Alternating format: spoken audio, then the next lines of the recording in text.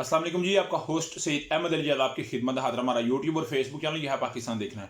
लाखों करोड़ दुरूद हज़रत मोहम्मद मुस्तफ़ा सल्लल्लाहु अलैहि वसल्लम और आले मोहम्मद पर पाकिस्तान तहरीक इंसाफ के जो चेयरमैन हैं उनके लिए कुछ तगदो की जा रही हैं। इस वक्त कुछ बातें मंजर आम पे आ रही हैं और असद तूर साहब इसको कोट कर रहे हैं जी कि कुछ मुलाकातें हुई हैं और बनी गाला जो है सब जेल करार होने जा रही है। इसी तरह वो हवाले दे रहे हैं कि रऊफ हसन साहब की मुलाकात हुई है, मिस्टर उमैर नियाज़ी साहब की सदर पाकिस्तान आरिफ हुसैन अलवी साहब से मुलाकात हुई है। मगर असद तूर साहब ने भी बात की, बड़े बड़े साफी ने बात की। मगर मैं अब इस वीलाग में तो नहीं इसकी कोई आपको मुबैना ही कहूंगा, मगर जो दोपहर का वीलाग होगा उसके अंदर मैं आपको लाजमी इसके मतलब बताऊंगा कि मुलाकात हुई है, नेक्स्ट स्टेप क्या है, आगे क्या होने जा रहा है। तो डेफिनेटली आपका दिल तो कर रहा होगा कि कोई ऐसी खबर मिले कि इमरान खान के लिए कुछ आसानियां पैदा हों। देखें, आने वाला वक्त इमरान अहमद खान ने सबके लिए बहुत बेहतर होगा जब PDM-2 इक़्तिदार के अंदर आएगी और इक़्तिदार में आने के बाद वो कुछ नहीं करेगी, अंडा बटा पराठा और पराठा बटा अंडा रोदे रोशन की तरह उनकी कारकर्दगियां अय्याह हो जाएंगी। तो फिर डेफिनेटली तहरीक इंसाफ के चेयरमैन को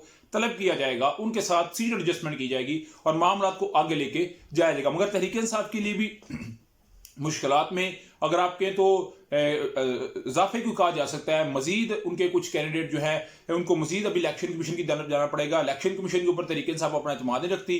लाहौर हाई कोर्ट के अंदर आप जानते हैं कि जुम्मे वाले दिन तकरीबन हफ्ते वाले दिन इलेक्शन, जुमेरात को इलेक्शन होता है और जुम्मे हफ्ते को रिट फाइल होना शुरू हो गई थी हाई कोर्ट के अंदर। जस्टिस सईद अली बकर नजवी साहब ने इस सारे मामले को आगे लेके चले और जिसमें ख्वाजा आसफ साहब थे, जिसमें मरियम नवाज साहब थी, N119 से N71 से ख्वाजा आसफ साहब थे, ओन चौधरी N128 से थे, उसके अलावा ओन चौधरी अता तड़ थे N127 से, उसके अलावा मरियम नवाज साहब थी, नवाजी साहब थे N130 से और 18 के करीब मुख्तलिफ जो है वो नशिस्तों के ऊपर इंतखाबात को तहरीक इंसाफ ने चैलेंज किया हुआ था और हवाला दिया, फैसला महफूज हुआ। तो रात भी ये फैसला सुनाया जैसे सईद बाकर अली नजवी साहब ने, उन्होंने कहा जी ये आप मुतलका फोरम यानी कि इलेक्शन कमीशन से रजू करें तो वही आपको कुछ अगर रिलीफ दे तो हम कुछ कर सकते हैं, हमारे पास ये मुतलका फोरम नहीं है। तो डेफिनेटली वही बात कि जुमेरात को जिसको टिकट सीट मिल गई। अभी 4 सीटें नहीं थी खुली, ये तो फिर 70 सीटों का मामला है। आप जानते हैं ना,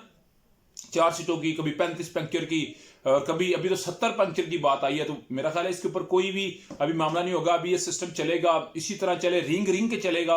मगर इन जमातों, इन सीटों के ऊपर सिस्टम अभी जो इलेक्ट हो गया है वो इलेक्टेड है, वो भी उसके ऊपर मुझे नहीं लगता वो खातर खा काम होता नजर आए। उधर इलेक्शन कमीशन ने अपनी भी कुछ वजाहत पेश की है। उन्होंने कहा जी 21 से 25 तक, 21 से 25 के दरमियान, 21 से 24 आप कह सकते हैं, हम नताइज का ऐलान करेंगे और हमारा सरकारी हक भी बनता है कि हम 21 तक जो है नताइज का ऐलान करें और 3 दिन का टाइम होगा 21 से 24 तक आज़ाद उम्मीदवारों को, यानी कि हर एक को कि जिस पार्टी को उसने ज्वाइन करना है वो फौरी तौर पे उस पार्टी को ज्वाइन करेगा। 25 से 26 तक बाकायदा तौर के ऊपर मखसूस नशिस्तें और अकलियत के ऊपर जो मुंतखब हुए होंगे अरकान, उनको नोटिफिकेशन जारी किया जाएगा।